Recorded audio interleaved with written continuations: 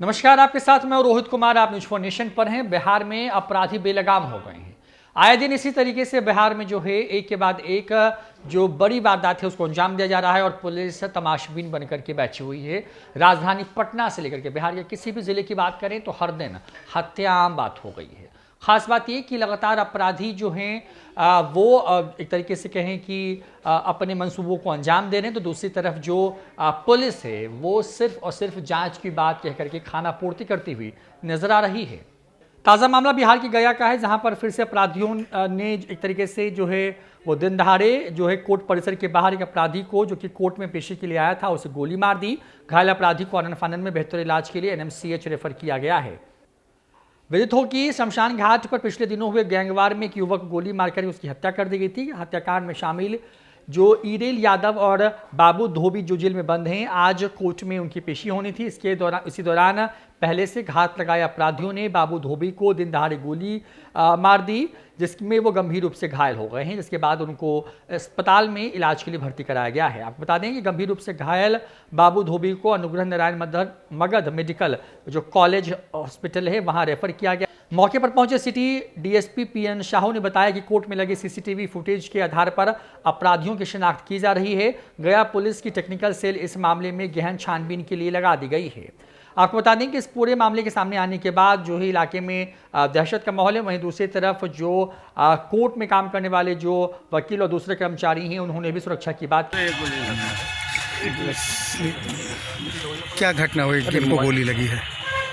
ये तकरीबन 1 घंटे पूर्व की घटना है। यहाँ पर ये डिग्गी तालाब है और कोर्ट परिसर के बीच में रास्ता है। यहाँ पर विशाल तालाब की तरफ जाती है, इसी रास्ते पर घटना है। बाबू रजक नाम का व्यक्ति है और जो विष्णुपत चांचौली इलाके का रहने वाला है और इसी को सूचना मिली है कि किसी अज्ञात व्यक्ति ने गोली मारी है और उसको अभी घायल अवस्था में मगध मेडिकल कॉलेज में भर्ती कराया गया इलाज के लिए। एक बार हम लोग वहाँ से विस्तृत बयान मिलेंगे, उसके बाद ही हम लोग पता कर पाएंगे कि घटना के पीछे कारण क्या है। फिलहाल हम लोग यहाँ आसपास सूचना इकट्ठा करने की कोशिश कर रहे हैं कि क्या घटना थी, क्या था। बाबू धोबी का भी बैकग्राउंड हम लोग जो बाबू रजक है इसका भी बैकग्राउंड खंगाल रहे हैं और उसके बाद ही हम लोग कुछ इसमें विस्तृत रूप से बता पाएंगे। गोली कितनी गोली लगी है सर? जिसको पिछले बार विष्णुपत थाना क्षेत्र में गोली मारी। हाँ, जो सूचना मिली है कि वही व्यक्ति है। गोली कितनी गोली लगी और कहाँ पर लगी है सर? दोहरे हत्याकांड का गवाह था ये क्या? दूसरे कांड में थी, जितना पता है। हम लोग इसमें डिटेल पता कर लेंगे उस कांड में क्या था आज और डेट वगैरह क्या थी, उसका हम लोग इसका सारे डिटेल एक बार पता कर लेंगे कि किस लिए यहाँ पर आया था या फिर क्या प्रयोजन था यहाँ पर आने का। और पूरी डिटेल्स मिलने के बाद ही हम लोग आप लोगों को पूरी तरह से ब्रीफ कर पाएंगे। अभी स्थिति उसकी क्या कुछ पता लगा? अभी तो इलाजरत है, घायल है, भर्ती कराया गया है। हम लोग वहाँ से उसका डिटेल लेंगे। अभी उसको इमरजेंसी भर्ती कराया गया है, डॉक्टर्स वहाँ से रिपोर्ट देंगे, उसके बाद हम लोग बता पाएंगे। गोली कहाँ पर लगी है, कितनी गोली लगी है? गोली जो सूचना मिली है कि एक गोली की आवाज़ आई है और गोली गर्दन के आसपास कहीं लगी है, तो अभी इलाजरत है। वहाँ पर डॉक्टर से इसके बाद बता पाएंगे क्या स्थिति है। तो कोर्ट के बाहर गोली मारी गई, सुरक्षा व्यवस्था भी सुरक्षा व्यवस्था हमारी थी यहाँ पर पूरी तरह से। सुरक्षा व्यवस्था हमारी कोर्ट की सिक्योरिटी में किसी प्रकार की चूक नहीं है। कोर्ट परिसर के अंदर नहीं हुई है, कोर्ट परिसर के बाहर में है, ये दिघी तालाब के पास में है, तो इसे कोर्ट परिसर की सिक्योरिटी किसी तरह से कॉम्प्रोमाइज़ नहीं हुई है। कोर्ट प्रीमाइसेस के बाहर में है, कोर्ट सिक्योरिटी में कहीं चूक नहीं है। Thank you. 1 घंटे पूर्व की घटना है। यहाँ पर ये डिग्गी तालाब है और कोर्ट परिसर के बीच में रास्ता है। यहाँ पर विशाल तालाब की तरफ जाती है, इसी रास्ते पर घटना है। बाबू रजक नाम का व्यक्ति है और जो विष्णुपत चांचौली इलाके का रहने वाला है और इसी को सूचना मिली है कि किसी अज्ञात व्यक्ति ने गोली मारी है और उसको अभी घायल अवस्था में मगध मेडिकल कॉलेज में भर्ती कराया गया इलाज के लिए। एक बार हम लोग वहाँ से विस्तृत बयान मिलेंगे, उसके बाद ही हम लोग इसमें पता कर पाएंगे कि घटना के पीछे कारण क्या है। फिलहाल हम लोग यहाँ आसपास सूचना इकट्ठा करने की कोशिश कर रहे हैं कि क्या घटना थी, क्या था। बाबू धोबी का भी बैकग्राउंड हम लोग जो बाबू रजक है इसका भी बैकग्राउंड खंगाल रहे हैं और उसके बाद ही हम लोग कुछ इसमें विस्तृत रूप से बता पाएंगे। बाबू धोबी सर वही है जिसको पिछले बार विष्णुपत थाना क्षेत्र में गोली मारी। हाँ, जो सूचना मिली है कि वही व्यक्ति है। दोहरे हत्याकांड का गवाह, दोहरे हत्याकांड का गवाह था ये क्या?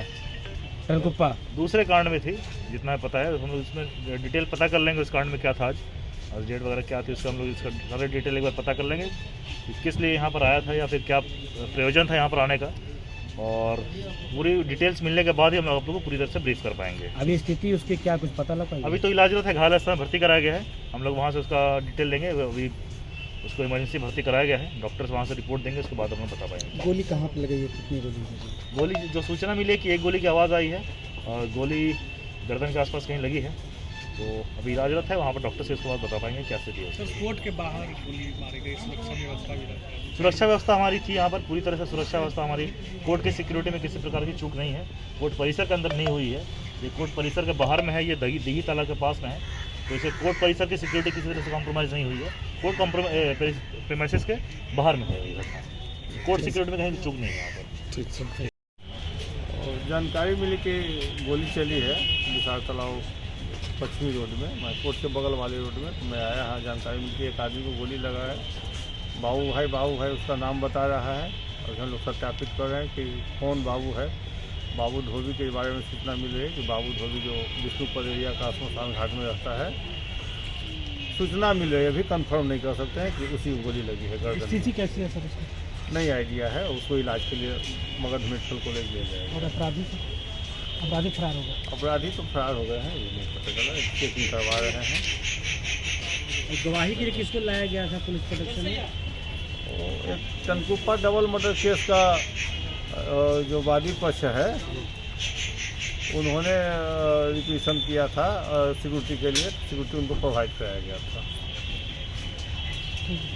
तो गया में कोर्ट परिसर के बाहर एक आपराधिक छवि के व्यक्ति के ऊपर जिस तरीके से घात लगाया अपराधियों ने, एक तरीके से उनको गोली मार दी है, उसके बाद सुरक्षा व्यवस्था पर कई सारे जो सवाल हैं वो खड़े हो रहे हैं।